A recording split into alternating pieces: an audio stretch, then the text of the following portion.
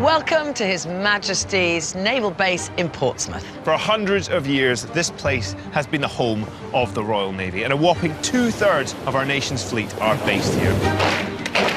This is a remarkable place. Thousands of servicemen and women pass through here every week. The biggest vessels in the Navy set sail from here. There's £12 billion worth of warships and millions of pounds worth of weapons and enough food to feed a Navy. Not to mention the hundreds of staff and crew that live in and around the base. We're here at a time of serious international tension, when the Royal Navy has never been busier. And they've given us access across the entire fleet. That's pretty extraordinary. Single up all lines, let go midship. It's a very good workout. Across 3 special programmes, we're lifting the lid on what life is really like in Britain's Navy today. I was you 20 years ago and got to the end of it and joined the greatest club on earth. Dinner is served. This is catering on a humongous scale. Welcome to life in the Royal Navy. In this episode, I'm back with the Marines on one of the toughest training courses in the world. Only around 60% of these recruits will make it through. The level of fitness you need for this is epic. Our intrepid reporter Rob Bell gets unique permission to spend 4 days on board one of Britain's nuclear submarines. All right, this is it then. There is no turning back now. Last breaths of fresh air. God.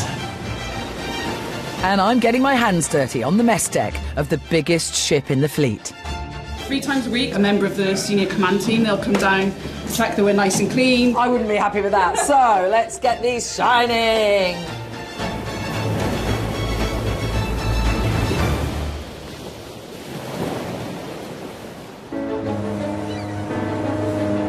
Hello and welcome to the programme from here on board the incredible HMS Severn. Now, this place is home to up to 50 people, and for the next hour, it'll be our home too.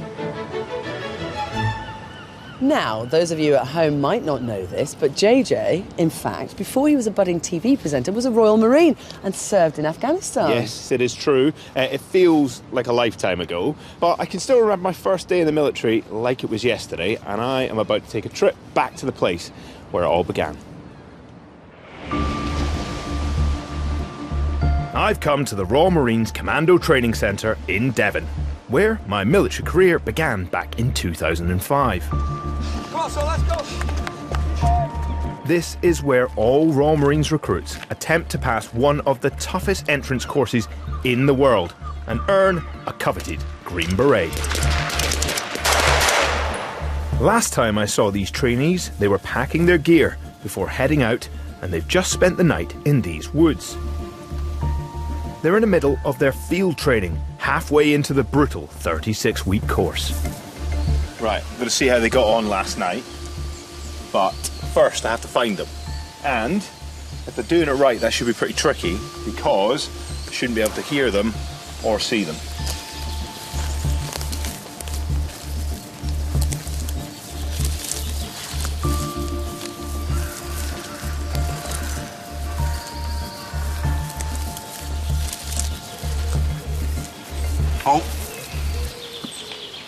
Alpha Bravo.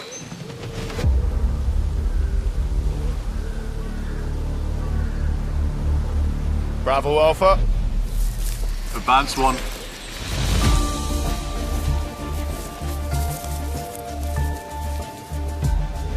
Morning, lads. Morning, JJ. How are we? Yeah, very well, thank you very much. Recruit Amadi Gray has been leading a section of the 30 wannabe warriors all night. And there are no home comforts. The chemical toilet, it's not exactly private, but that's the thing. Like, all of these guys will do a lot worse for each other than seeing them on a toilet. Like, ultimately, like, this environment is all about trust. And so, doing your business in front of somebody else, it really ain't a big deal. But this isn't just about roughing it in the woods overnight. Surprises are regularly thrown at the recruits to see if they've got what it takes.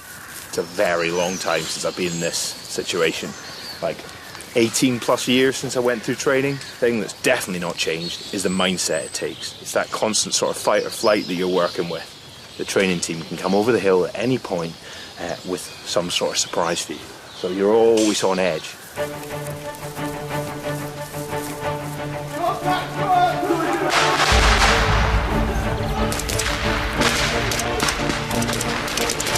The recruits have come under attack.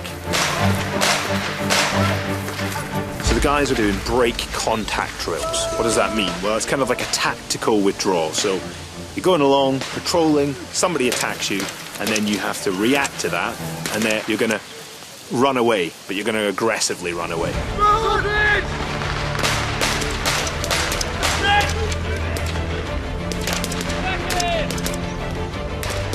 This is tough stuff. The level of fitness you need for this is epic. They are having to get up, run fast, get back down, and then immediately get back up, run fast, get back down. Do it as slickly as possible. Rather than me.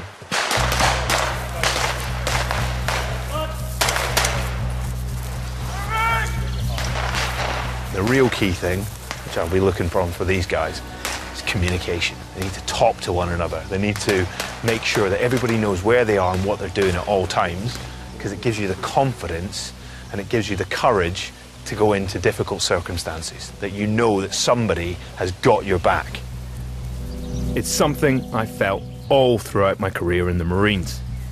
On a dark day in Afghanistan in 2011, they really had my back. I was caught in an explosion and severely wounded, and I've been invited to share my story with the recruits. I was you 20 years ago. Went through all the horrendous hoops that you had to jump through and got to the end of it and joined the greatest club on earth. Most people that go through what you go through go off to somewhere like Afghanistan, come back, and nothing bad ever happens to them. I was in the minority. I was one of the few that something pretty bloody terrible happened to me. Back on 2011, I was there with 42 Commando. Unfortunately, whilst we were searching a bomb-making factory, we triggered what was called an improvised explosive device. I got caught in the blast of it, right? And it tore me to absolute pieces. It claimed the life of 2 of my friends, and also our Afghan interpreter as well. Our medic, unfortunately, was very seriously injured as well. He lost his leg. My life was saved by 18, 19-year-old Marines. It's not exactly been the easiest of journeys since then, and my recovery ultimately lasted 5 years. But throughout that entire process, I was ultimately retained in the Corps and looked after, not just physically, but mentally, and probably above all else, actually, socially. It's not all sunshine and rainbows. I'm in a lot of pain. I'm not quite as physically fit and able as I want to be, all right? But up here, I know I'm stronger because I made a decision when I was 17 years old to join this club and to make sure that I stayed in it. And ultimately, it will be a part of me forever. So to get to come back and see what you guys are doing today is a total privilege. Would you do it all again? Would I do it all again? I would do it all again and more. But I wouldn't do the recruit training part again. I wouldn't want to be sat where you are. I do miss doing the job, right? I am a little bit jealous about the stuff that you guys get to do, because I know I'll never really get to do that properly again. As these recruits are beginning to learn, once a Royal Marine, always a Royal Marine.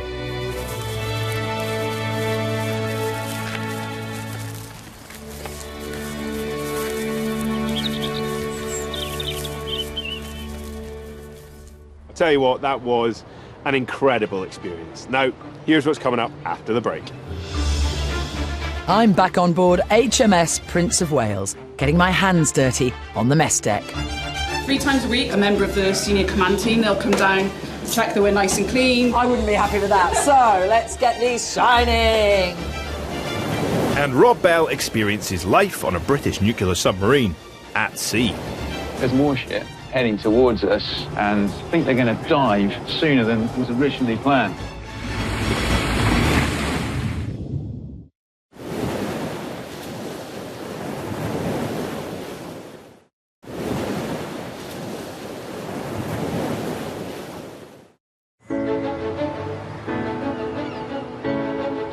Hello, welcome back on board HMS 7. I'm in the mess deck, which is where all the young officers live, and as you can see, it's not exactly luxurious. So here are the bunks. You can't sit up in them. They're about the size of a coffin, and if you're having a bit of a I want to be alone moment, this is your privacy curtain. This locker is the space that you get for all your worldly possessions. Now, I'm not kidding. I could just about fit my wash bag and 2 outdoor coats in there. So as bijou as this space is, it is like a suite at the Ritz if you compare it to the mess space on a nuclear submarine. Unfortunately, I don't have clearance for a nuclear submarine, but Rob Bell does, and he spent 4 days on board HMS Vengeance.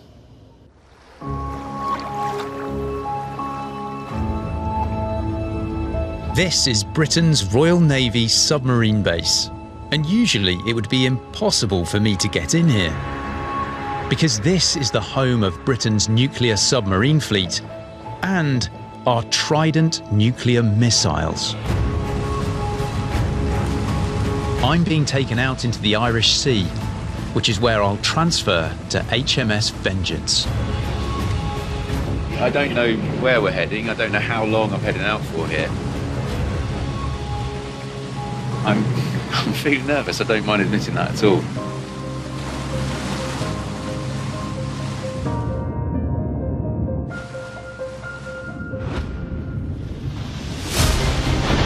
It's there. It's right there. That is HMS Vengeance. Holy. Unbelievable.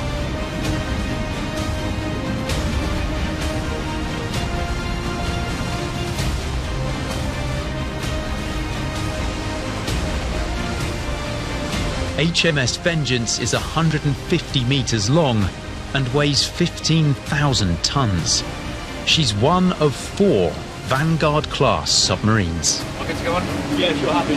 Thank you. All right, this is it then. There is no turning back now. Last breaths of fresh air. God. For 4 days and nights, I'll be living with the crew on the final leg of their undersea preparations. Before they head off on their tour of duty. Okay, galleys, mess decks. I've already been told that I won't see everything. So much on this boat is classified as top secret.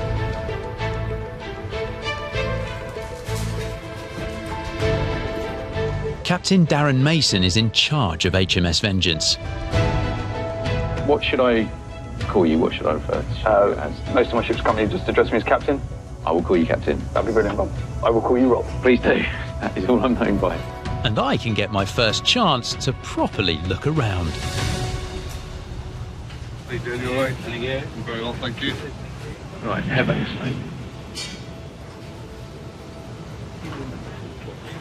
It is absolute maze on there. There's 4 decks on board, as far as I know anyway. And I'm right in the middle here. Hello. Chill out. Thank you. Please do it. E.T. Dooley sighted on the bridge.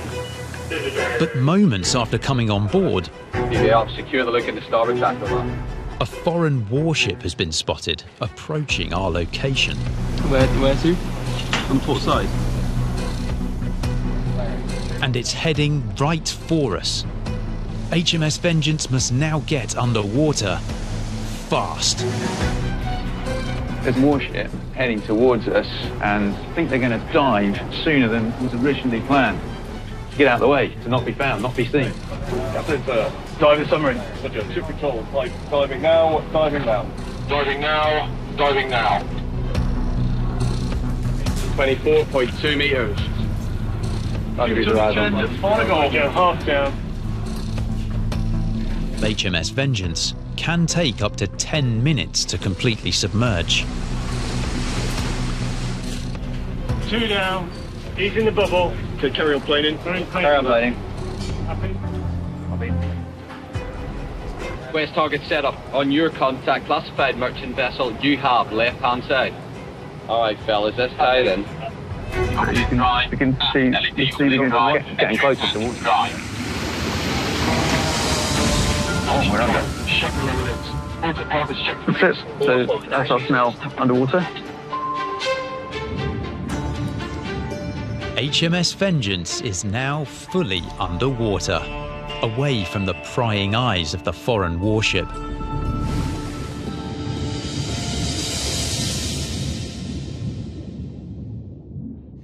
I've spent a bit of time on and around subs, but never at sea like Rob there. Yes, the environment is extreme, but it's the job they're doing that's extreme as well. They're constantly out at sea playing this game of cat and mouse with our adversaries, and as ordinary folks, never really hear about it. And as you say, they're at sea in that mode, on edge, with no access to any fresh air or any windows. Very different to life at sea on a ship like this. Yeah, I mean, look at all these windows, absolute luxury. Even have window wipers.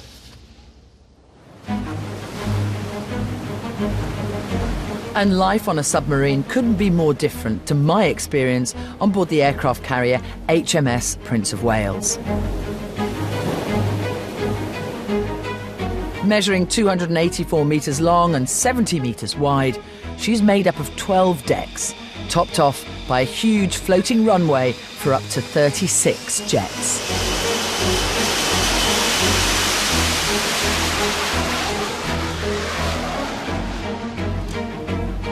It's my first morning waking up on board. And I've got just 30 minutes to freshen up and be ready for a full day at sea. The water's a bit cold. Let's see.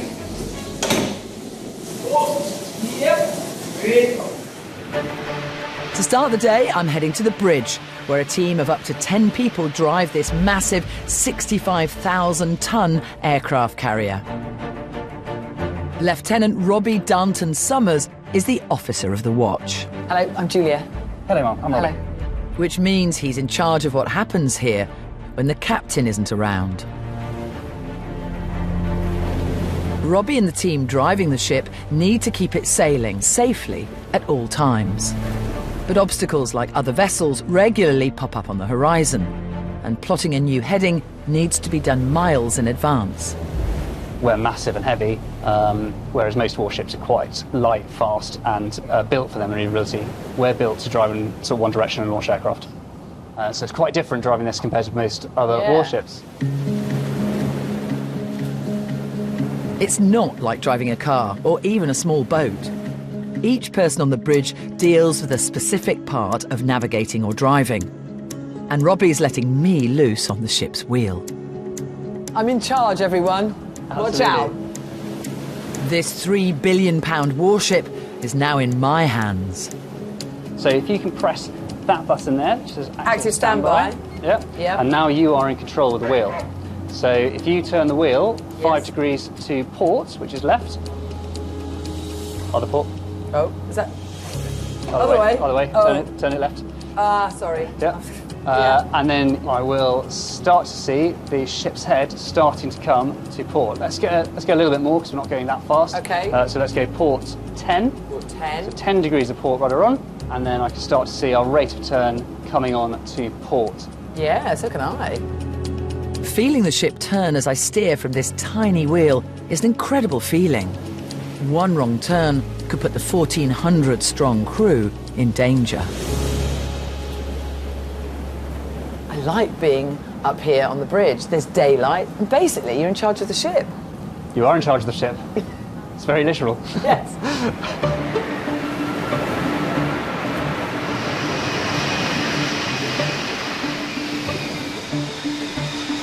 The middle parts of HMS Prince of Wales are dedicated to accommodation spaces known as the mess decks.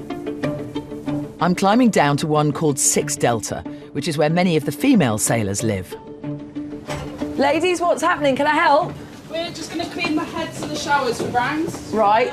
Follow us. Okay. I'll show you what we're doing. Oh, look, you've got gloves on. I need some gloves. I've got your gloves. I've got your gloves. Oh, excellent. Thank you very much. Junior sailors sleep in bunk spaces of up to 8 people, but toilets and shower rooms are shared between around 50. Leading hand Samantha Chambers is top dog in 6 Delta. So what's this all about? Have you got an inspection or something? Yeah, so 3 times a week, a member of the senior command team, they'll come down, check that we're nice and clean, give us any announcements, any notices that are going on. When they come and do these inspections, are they quite strict? You do have the nicer people and you do have the stricter people, but yeah. Right, girls, I've got stainless steel bowls at home, and I tell you, I wouldn't be happy with that. So let's get these shining. The bathroom on 6 Delta is the largest on the ship, with room for 48 women. Keeping all of them in check requires an experienced hand. So I'm like the mum of all the girls, really, but I do have Liv and Emily, they help me out. How old are you, sorry, Mum? 29. 29 and a mum, I love it. In charge of 40-odd women. Yeah, it's kind of like having sisters, you know, you get on, you don't get on.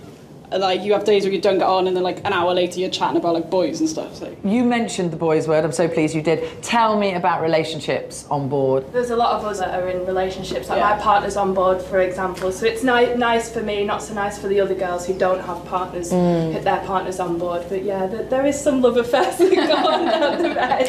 How does it work though? If you're in a relationship with somebody on board now, I mean, you don't get any time off, so what do you do? Not really. It's like you go for a walk up the ramp or something. Literally, exactly that. We'll go for a walk on the flight deck whenever we can. Sometimes we'll eat together, but that's it, really. The Navy has a strict no-contact rule whilst on board, so couples have to keep it professional at all times. But there's no more time for chatter. The inspection of 6 Delta is about to begin. Hi, how are you? Yeah, good, thank you. How are you? Not too bad, not too bad. Leading hand Tom Smith is conducting the inspection of the cabins and bathrooms. So what exactly are you looking for? This is just routine sort of checks for like cleanliness. It's things like security checks, because obviously on an aircraft carrier this big, we don't want things going missing, so it's all about like securing for sea and stuff like that. Everything looks very tidy to me. I'd be very happy if my girls' bedrooms were this tidy. What happens if it's a mess? So obviously if it's a mess, then we have to come back down again, and then we'll obviously do like a re-show where we'll check and see if the standard's improved. Okay. I'm not sure my bit of elbow grease helped get these girls over the line this time, but it's on me to deliver the verdict. Ladies, thank you very much for having me, and I can tell you, you passed with flying colours. Well done. Clap on the back. Soon there'll be time to celebrate properly. My time on board is coming to an end. We're on the way to port for some much-needed R&R.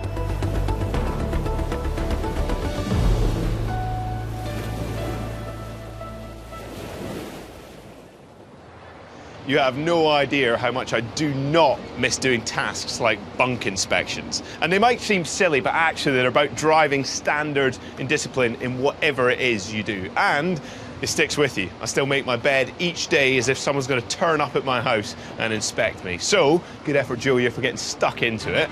Now, let's take a look at what's coming up after the break. Rob Bell's adventure under the sea continues as he comes face to face with the UK's nuclear deterrent. Is there any way of describing the amount of firepower that is? I don't know, it's just hard to get that as a... So Nagasaki and Hiroshima, if you think of those, yeah, there's more than both of them put together around us now. Wow. And I discover an incredible naval story from World War II. Cannot imagine what it must have felt like on June 6, 1944. They gave their tomorrow so you could have your today. And I am very grateful. We will remember them.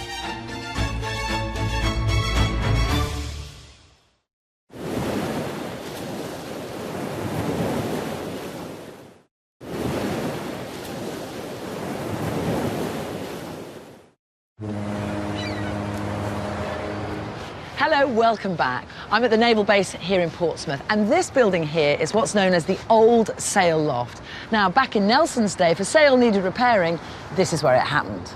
The building on the other side of the street is called Surflot, Surface Flotilla, and this is where they coordinate 2/3 of the Navy's warships.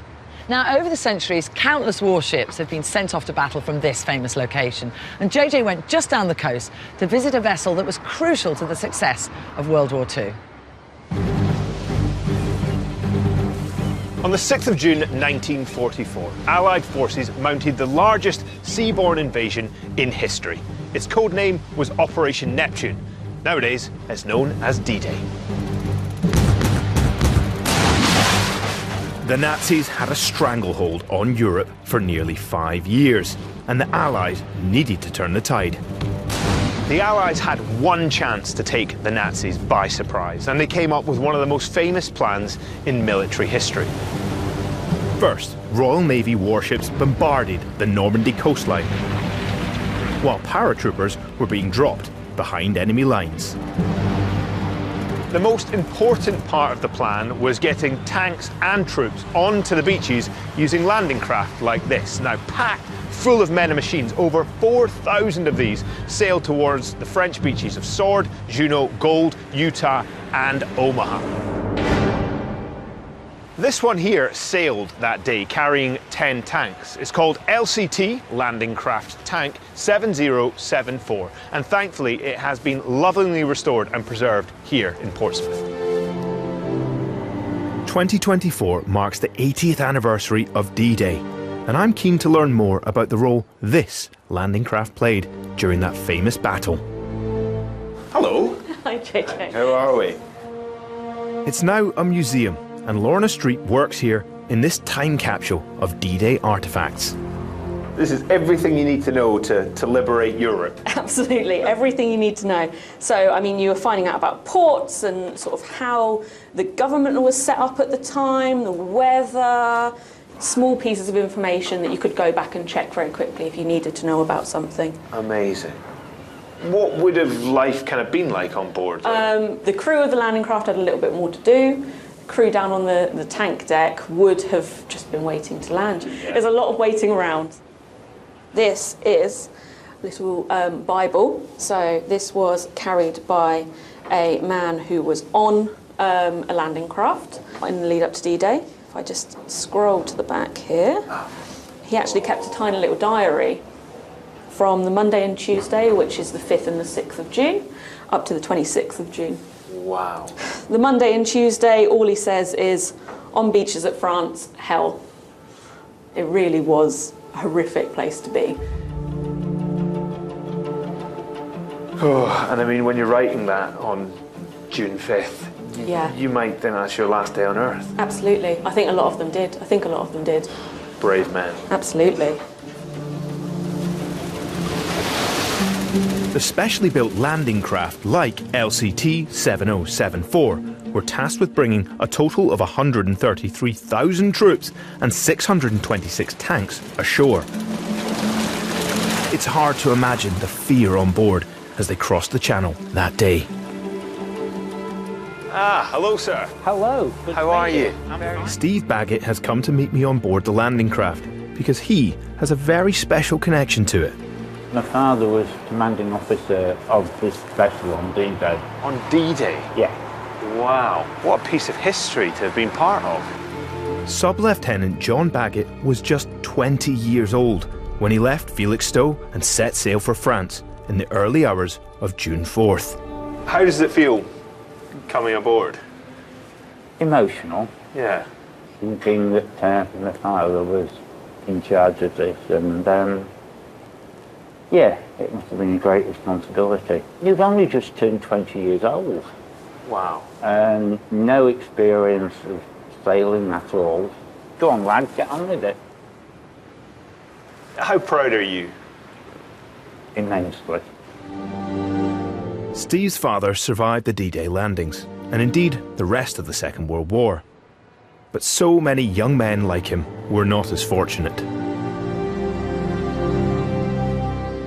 Cannot imagine what it must have felt like on June 6, 1944, to be storming off one of these in a tank or just as an infantry soldier.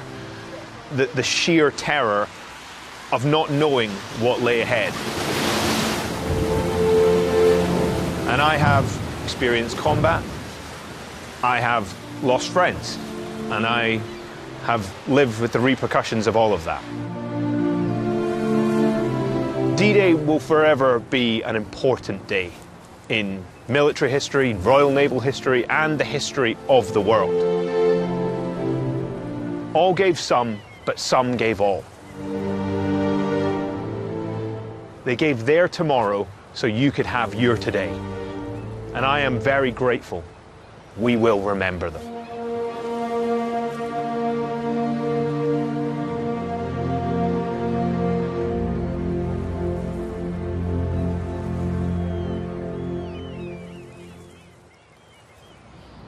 such a moving story and clearly meant so much to Steve and his family there. Yeah, and unlike many of the families who are watching this, who have that personal connection to that day in Normandy, it would be hard not to watch that and be moved by the dedication and sacrifice of those that were part of that infamous day. Now, earlier you might remember that Rob Bell went underwater in a hurry in a Trident nuclear submarine. Well, what happened next is probably some of the scariest television you're likely to see.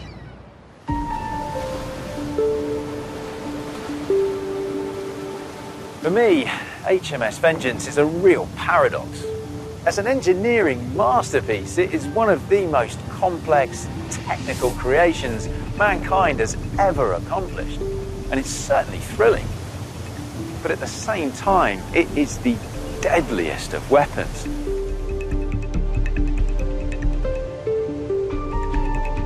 I can't quite get my head around where I'm stood. Right in the heart of HMS Vengeance, these are the missile tubes that house Trident nuclear missiles. In here are nuclear warheads. And it's surreal to stand so close to something so terrifying, something so deadly. These are the Trident nuclear missiles. Trident 2, D5 nuclear missiles. Right around us. Yeah. Is there any way of describing the amount of firepower that is? I don't know, it's just hard to get that as a So Nagasaki and Hiroshima, if you think of those, yeah, there's more than both of them put together around us now. Wow. Once the trigger's pressed, the hatch will open. Once that opens, the missile launches up into space, then the bombs, so to speak, will fall out to the targets. You are part of that process, are you, that firing? So I'm the end of the firing chain, yes. Ultimately, on the end of the trigger, starts with the Prime Minister, finishes with me. Battle stations at battle stations at battle stations missile for training without guidance with the launcher simulating WSRT. The crew test the nuclear missile firing procedure on a regular basis. All positions secure from returning to periscope depth. Roger. Set condition 1 SQ for training without guidance with launcher. Captain Darren Mason is authorised to test fire Trident. Navcon, Roger. What is actually going on here? Okay, so for this we're simulating a weapon system readiness test, which is proving to the outside authorities that the weapon system is fit and credible for its task, which is required to do. So the weapon system we're talking about our ballistic missile system, the deterrent. Our nuclear deterrent. Exo, wheel, wireless office. Exo, wheel, wireless office. The encrypted order to test fire is transmitted to HMS Vengeance and given to 2 of her most senior officers. The order is printed and carried to the control room in plain sight, so there's no possibility it can be interfered with. Then, behind a screen, its contents are decoded.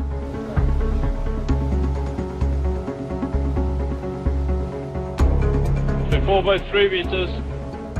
Weapons con. My permission to fire your 1 SQ report. Con weapons. Weapon system ready for strategic launch. 5, 4, 3, 2, 1. 1 away. After that. Yeah. Away. Last missile. Permission to fire removed. Last missile away, exit. Yeah, we're good.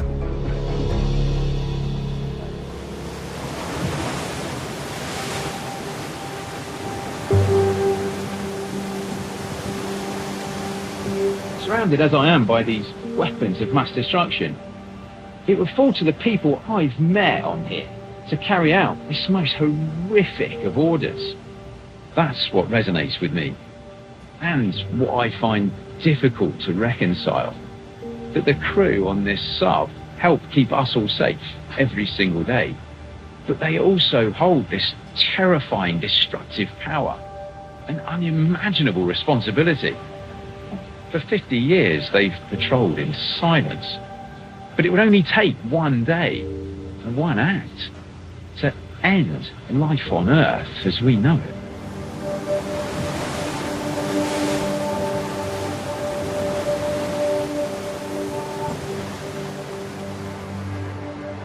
It takes a special breed of person to be able to deal with the pressure and isolation of living silently under the sea for months. That's no radio, no TV, no internet, no connection to the outside world. And you have to live next to a nuclear reactor and nuclear weapons. I mean, can you imagine it? If I'll be completely honest, I can't. I've got to say fair play to all of them. That is a tough but essential job and a huge responsibility for the whole crew.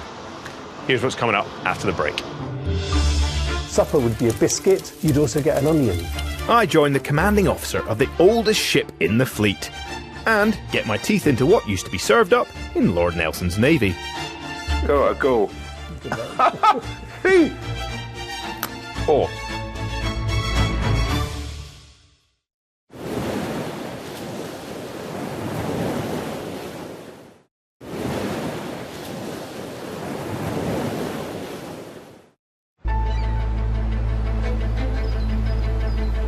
Welcome back. I'm in the famous HMS Nelson building. This is where the officers eat, sleep and drink, and as you can see, they do so in some style. Check out this fancy canteen.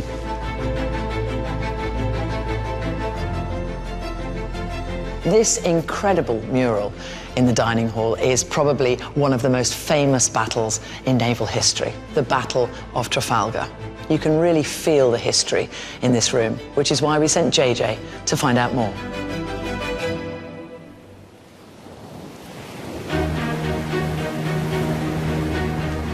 Today's Royal Navy boasts some of the world's most cutting-edge warships. But not all the fleet are quite so modern. This is HMS Victory. Originally launched in 1765, she is the oldest naval vessel still in commission. That is over 250 years of service. In her heyday, Victory would be manned by over 800 sailors and was also home to arguably the Royal Navy's most famous figure, Horatio Nelson. Those are big shoes to fill, but even now, Victory still has a commanding officer. Hello, sir. JJ, welcome on board. BJ Smith, 101st Commanding Officer of HMS Victory, and it's a great pleasure to welcome you on board, so please come this way. First stop is the main gun deck, which would have been both workplace and home for the majority of Victory's crew. What was life like for a sailor down here sort of in Lord Nelson's time? Life was quite hard. You'd have up nearly 500 men would live on this deck, and they would be eating round their mess tables, round each gun, and then they'd sleep above their gun. Each man would have a hammock. I'm going to have to give this a go. I mean, I do love a hammock. I slept in one in the jungle. Never on ship, though. That this was pretty much their entire life and existence in this. Yes, there's no lockers, there's no bunks. But the idea that whilst you're trying to get your head down, there's still hundreds of people going about, like, day-to-day life around you, must have been pretty tough. From bedtime to mealtime, keeping Nelson's crew fed at sea and ready to fight was another challenge which called for some ingenious solutions. Get 3 square meals a day, and the reason why they're square is because you've got square plates and they're easy to stack and stow, put away for when they clear for action. It's incredible to think that phrases like 3 square meals a day were born from these warships. You've got 2 250-gallon vats where they would get their stew. It's just all the meat, all the veg, it's all crammed in there. From 4, you'd have supper, and supper would be a biscuit, and you'd have some cheese and butter, but you'd also get an onion. And that gives you the vitamins and the nutrients you need to avoid getting the scurvy. Thankfully, instead of an onion, BJ is letting me try one of the biscuits that the sailors would have eaten for supper. Go. Good luck. Oh. No teeth. It's tough, and there's not a great deal of flavour in it, but it's hard work down here. It's energy. It's fuel. It is. You haven't got your brew to dip it in. To make these teeth-shattering treats more palatable, sailors would have to use their own money to buy an accompanying treat. You've got that stew that's just bubbling away and it's full of fat and greasy stuff all coming up to the top. And the cook, he's scooping this stuff off and selling it to the sailors so they can rub it into the biscuit to make it soft enough to be able to eat. And that was known as slush. And that's why we have the phrase slush fund. For some sailors, these rock-hard biscuits might have been their final meal. On the 21st of October 1805, HMS Victory headed into combat against the French and Spanish fleets at Cape Trafalgar, off the southwestern tip of Spain. It was a battle that would make the ship and the fleet commander, Lord Nelson, famous. Nelson, how had he come to such a level of fame? By the time we get to Trafalgar, he's been in about 24 major actions. So he's already lost an arm, he's partially blind in one eye, and there's theories that he's losing sight in the other as well. At Trafalgar, Nelson had fewer ships than his enemies. But battle-hardened, he would rely on his tactical genius rather than superior firepower to win the day. Nelson only had 27 ships in his fleet, but he had a tactic to split them into two groups and drive them straight through the enemy lines so he could attack the French and the Spanish from the rear. The fighting was fierce and at close quarters. The enemy, though, was decimated. It was a great victory for the Royal Navy, but it was the final act for Britain's greatest naval commander. Nelson turns here and then he's shot through the left shoulder. One little hole where the musket ball's gone in, just like this. Oh, wow. It shows you just how brutal and blunt it is, even. Oh, yes, yeah. Nelson succumbed to his wounds below deck, where his loyal crew cared for him until the end. While most of the Navy's dead would have been buried at sea, Nelson's body was brought home. How they preserved him is a story that has become naval legend. They had the idea to take an empty Liga barrel. They shaved all of Nelson's hair off, all of his body, removed all his clothes, and they placed him in it upside down, so head first, and then they filled it with French brandy and sealed it, and then took it up and laid it by his quarters in steerage. HMS Victory returned to Britain victorious, and Nelson was eventually laid to rest in St Paul's Cathedral. For the past 200 years, this impressive warship has stood not just as a tourist attraction, but as a reminder of Britain's rich naval history.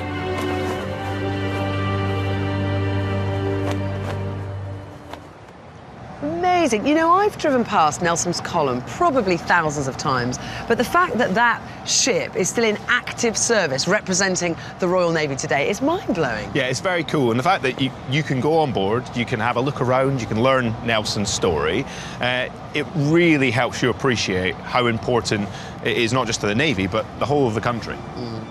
Well, it's time for us to say au revoir for this week, but here's what we've got coming up next time.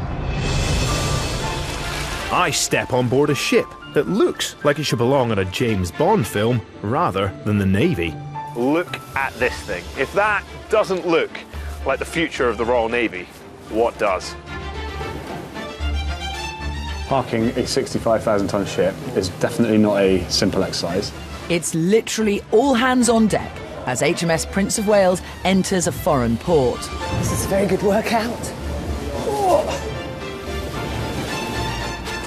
I say, my legs feel like concrete, but my whole body feels like concrete.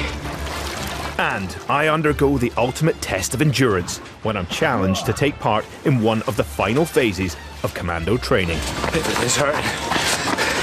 Come on! JJ! Goodbye and skin a bit. I mean, see you in a bit.